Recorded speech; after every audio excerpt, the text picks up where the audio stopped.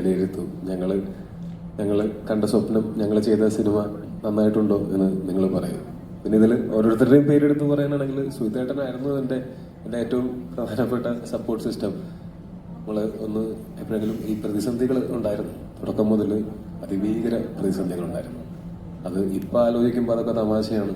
അന്നൊക്കെ ഞങ്ങളൊക്കെ ഒരുമിച്ചിരുന്ന് കരഞ്ഞിട്ടുണ്ട്, ഞങ്ങളൊക്കെ തല്ലുകൂടിയിട്ടുണ്ട്, പിന്നെ ചിരിച്ചിട്ടുണ്ട്. അപ്പം അന്നൊക്കെ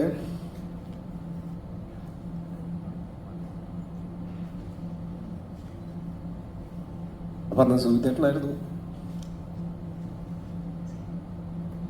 ഒരു സപ്പോർട്ട് സിസ്റ്റം. സുഹിതേട്ടനായിരുന്നു. നമുക്ക് എപ്പോഴും അപ്രിസിയേഷൻ വേണം. നന്നായി ചെയ്താൽ അപ്രിസിയേഷൻ കിട്ടണം, മോശമായി ചെയ്താൽ വിമർശിക്കണം. ആ അപ്രിസിയേഷൻ എന്ന് പറയുന്നത് എനിക്ക് നിരന്തരമായിട്ട് കിട്ടിക്കൊണ്ടിരുന്നു. അതായിരുന്നു എൻ്റെ ആ സമയത്തെ ഊർജം. ഞാൻ ചുറ്റുമുണ്ടായിരുന്നൊക്കെ സുഹൃത്തുക്കളായിരുന്നു, എല്ലാവരും നല്ല പണിയെടുത്തിരുന്നു.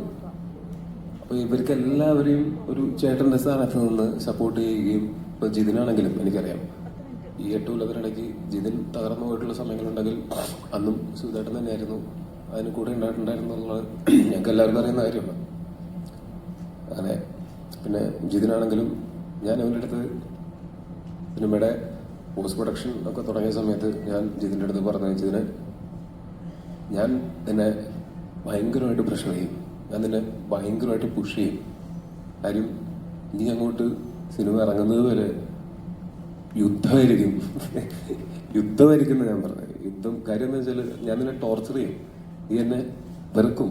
പക്ഷെ ഒരു ഡിസ്ക്ലൈമറായിട്ട് ഞാൻ ഇപ്പോഴേ പറഞ്ഞു വയ്ക്കുകയാണ്, നീ മനസ്സിലാക്കിക്കോ, ഇതൊക്കെ വേണ്ടി വരും സിനിമ കൃത്യ സമയത്ത് നമ്മൾ വിചാരിക്കുന്ന പോലെ തിയേറ്ററിലേക്ക് എത്തിക്കാൻ. അങ്ങനെ നാളെയാണ് അത് തിയേറ്ററിലേക്ക് എത്തുന്നത്. ഈ കഴിഞ്ഞ കുറച്ച് ദിവസങ്ങളിൽ ഞാനും ഈ പറഞ്ഞ അമാനുഷികനൊന്നുമല്ല, ഞാനിങ്ങനെ പ്രമോഷൻ ചെയ്യാൻ ഇറങ്ങിയത് ഈ സിനിമയിലുള്ള വിശ്വാസവും ഇതിന്റെ കണ്ടന്റ് കണ്ടുകൊണ്ടും തന്നെയാണ്. ഇത് നന്നാവണം എന്ന് ആഗ്രഹം ഉണ്ടായിരുന്നത് തന്നെയാണ്. പിന്നെ മാത്രമല്ല, ഞാനങ്ങനെ കുറച്ച് ദിവസം പ്രമോഷന് വേണ്ടി ചെലവഴിക്കണം എന്ന് വിചാരിച്ചാൽ ഉടനെയൊന്നും അത് അത്ര എളുപ്പത്തിൽ നടക്കില്ല. നമ്മളൊരു കൊച്ചു ഇൻഡസ്ട്രിയാണ്, നമ്മളെല്ലാവരും ഒരു സഹകരണ അടിസ്ഥാനത്തിൽ മുന്നോട്ട് പോകുന്നൊരു ഇൻഡസ്ട്രിയാണ്.